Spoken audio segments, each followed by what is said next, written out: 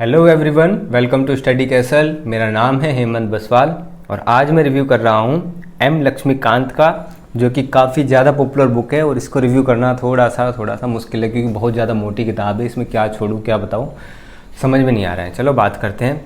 ये नाम तो सबको पता ही है, जो भी यूपीएससी की या फिर पीएससी की जो भी तैयारी कर रहे हैं वो लोग इस बुक से वाकिफ़ हैं, तो उनको तो ज़्यादा चीज़ें पता ही होंगी। लेकिन फिर भी जो लोग नया है, जो इस किताब को ख़रीद रहे होंगे, पहली बार जो तैयारी कर रहे हैं, उनके लिए खास करके लिए रिव्यू मैंने बनाया है। अब इसमें ये है 6वां एडिशन, हालांकि इसका 7वां एडिशन भी आ चुका है। 7वां एडिशन अगर आएगा तो मैं आपको दिखा दूंगा। मैंने तो नहीं लिया है और यही है अभी मेरे पास, और इसके अलावा मेरे पास 5वां एडिशन है जिससे मैंने पढ़ा था। अब इसमें नए अध्याय जोड़े गए हैं। अब जो नया एडिशन आता है उसमें यही करते हैं कि नए नए जो चीज़ें हैं उनको जोड़ते जाते हैं। जिस प्रकार से क्वेश्चन आते हैं यूपीएससी में, उस तरह से क्वेश्चन इसमें चीज़ों को जोड़ते हुए जाते हैं। अब इसमें खासियत क्या है कि इसको बना दिया इन्होंने बहुत ज़्यादा कलरफुल। पहले जो किताब आती थी वो ब्लैक, बाहर से ब्लू कलर की जैसी भी होती थी, अंदर से बिल्कुल ब्लैक और नीरस सी किताब होती थी जैसी एग्जाम्स की होती है। अब इसमें पहले से ज़्यादा इसकी पेज क्वालिटी भी बहुत ज़्यादा अच्छी कर दी गई है। इसके अलावा इसकी मैं आपको इसका मेन जो चीज़ है वो यही दिखा पाऊँगा, क्योंकि फिर ये बहुत ज़्यादा रिव्यू बड़ा हो जाएगा एक तरह से। विषय सूची आप देख लीजिए एक बार। यहाँ पर शुरुआत में इसमें जो सिलेबस है, थोड़ा सा जो क्वेश्चंस का पैटर्न है, सिलेबस तो नहीं बोलेंगे, क्वेश्चन का जो पैटर्न है वो यहाँ पर हमें मिल जाता है।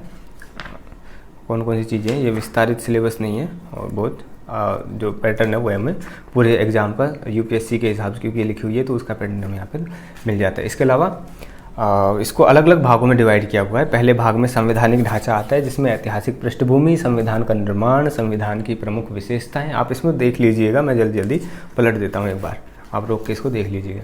संविधान की प्रस्तावना, संघ एवं इसका क्षेत्र, नागरिकता, मूल अधिकार, राज्य के नीति निर्देशक तत्व, मूल कर्तव्य, संविधान का संशोधन।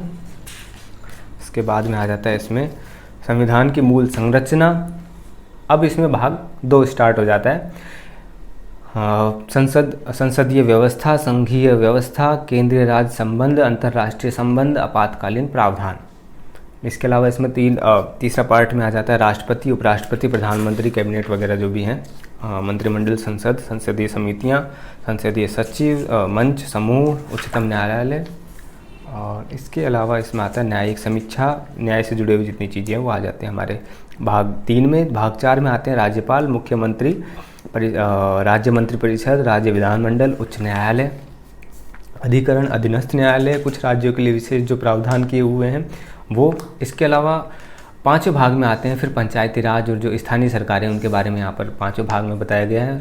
6ठे भाग में आ जाता है केंद्र शासित प्रदेश, अनुसूचित जनजातीय क्षेत्र, फिर 7वें भाग में आता है निर्वाचन आयोग, संघ लोक सेवा आयोग, राज्य लोक सेवा आयोग, वित्त आयोग, अनुसूचित SC ST के लिए जो आयोग हैं वो, अन्य और पिछड़े वर्ग के लिए जो हैं OBC के लिए हैं, भाषाई अल्पसंख्यकों के लिए जो आयोग है, भारत का नियंत्रक और महालेखा परीक्षक का, भारत का महान्यायवादी, राज्य का महाधिवक्ता। 8वें भाग में आ जाता है नीति आयोग, जितने भी आयोग हैं, राज्य मानवाधिकार आयोग, केंद्रीय सूचना आयोग, राज्य सूचना आयोग, केंद्रीय सतर्कता आयोग, केंद्रीय अन्वेषण ब्यूरो, लोकपाल और लोकायुक्त, राष्ट्रीय अन्वेषण अभिकरण, राष्ट्रीय आपदा प्राधिकरण। इसके बाद आता है 9वां पार्ट, जिसमें आता है सरकारी समितियां, राजभाषा, लोक सेवाएं। क्योंकि इसका कहें कि जो विषय सूची है वही बहुत ज़्यादा बड़ी है, तो मैं इसको ऐसे पलट देता हूँ। आप इसमें से स्क्रीनशॉट लेकर या फिर रोक कर इसको वीडियो को देख लेना, क्योंकि जो नए लोग लेते हैं उन्हें विषय सूची देखनी होती है कि इसके अंदर क्या क्या चीज़ें आती हैं।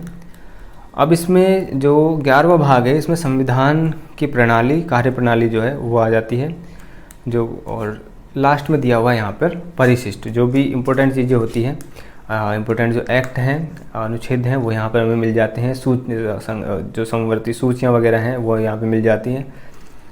ठीक है, तो जो इम्पोर्टेंट चीज़ें हैं जो कि टेबल के हिसाब से या फिर कहें कि शॉर्ट में हमें चाहिए होती हैं, वो हमें यहाँ पर एक बार मिल जाती है। अब इसमें दिया किस तरह से है, चैप्टर एक और दिखा देता हूँ आपको। अब ये है फर्स्ट चैप्टर है, जैसे कि फर्स्ट चैप्टर में फोर्थ चैप्टर है, इसमें प्रस्तावना है। अब यहाँ से देख करके इसका इंट्रोडक्शन देकर उसमें जितने भी एक्ट जो अनुच्छेद हैं उनके अकॉर्डिंग एक एक अनुच्छेद को समझाते हुए उस टॉपिक के अकॉर्डिंग यहाँ पर हमें पूरे में इसकी व्याख्या मिलती है। और लास्ट में यहाँ पर हमें संदर्भ और टिप्पणी मिल जाती है कि जो जो पॉइंट है वो कहाँ से लिए हुए हैं, यहाँ पर स्टार लगा कर या फिर नंबर डालकर यहाँ पर हम दे देते हैं और लास्ट में उससे जुड़ी हुई कोई महत्वपूर्ण चीज़ें वो यहाँ पर हमें मिल जाती हैं।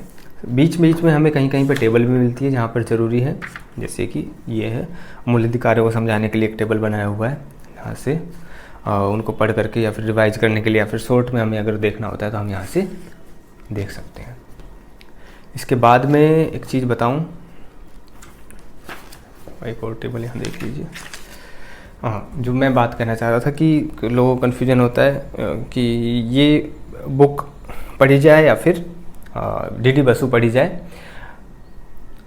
तो जो यूपीएससी की तैयारी कर रहे हैं या फिर हम जो लर्नर्स हैं उनके लिए तो मेरे हिसाब से यही ज़्यादा अच्छी रहती है कि इसमें जो लैंग्वेज है वो बहुत आसान है। डीडी बसु जो बुक है वो काफ़ी कहीं की क्लिष्ट भाषा में लिखी हुई है, हिंदी में तो उसको समझना बहुत ज़्यादा मुश्किल है। तो आप देख लीजिए, जो एकेडमिक्स में जो जाना चाहते हैं या फिर जिनको पढ़ाना है तो वो उस बुक को प्रेफर करें जिनको पढ़ना है, क्योंकि काफ़ी सारी जितनी भी चीज़ें इसमें कवर हो जाती हैं, इससे कुछ नहीं छूटता है लगभग संविधान से रिलेटेड। और जो नई चीज़ें जो नए पैटर्न आ रहे होते हैं एग्जाम के हिसाब से वो सारी चीज़ें इसमें मिल जाती हैं। हालांकि अब तो टीचर्स भी इसी को पढ़ के पढ़ा रहे हैं, तो आप देख लीजिए इस बुक की अहमियत क्या है। बाकी इसकी बुराइयाँ तो गिनाने लायक मैं नहीं हूँ। तो इसकी कमियाँ जो हैं, एक चीज़ कमी मेरे को लगी थी कि इसका जो एक चैप्टर था उसमें चीज़ें आगे पीछे दी हुई थी। हाँ, वो चैप्टर कौन सा है, ये जो ऐतिहासिक पृष्ठभूमि है इसके अंदर जो चीज़ें थी वो आगे पीछे इसमें दी हुई थी। अब इन्होंने बाद में कुछ पब्लिकेशन किया होगा, किताबें नहीं निकाली होंगी, शायद उसको सुधार दिया हो, तो मुझे इसमें ये वो गलतियाँ दिखाई दी थी। बाकी बुक बहुत अच्छी है, देखने में बहुत ज़्यादा खूबसूरत है, पहले से काफ़ी रंगीन कलरफुल है, आदमी को बोर नहीं करती है देखने में तो कम से कम, लेकिन पढ़ने में तो जो है अब हमें पढ़नी पड़ेगी। बाकी बुक रिव्यू देखने के लिए आपका धन्यवाद और चैनल को लाइक कीजिए, सब्सक्राइब कीजिए। Thank you.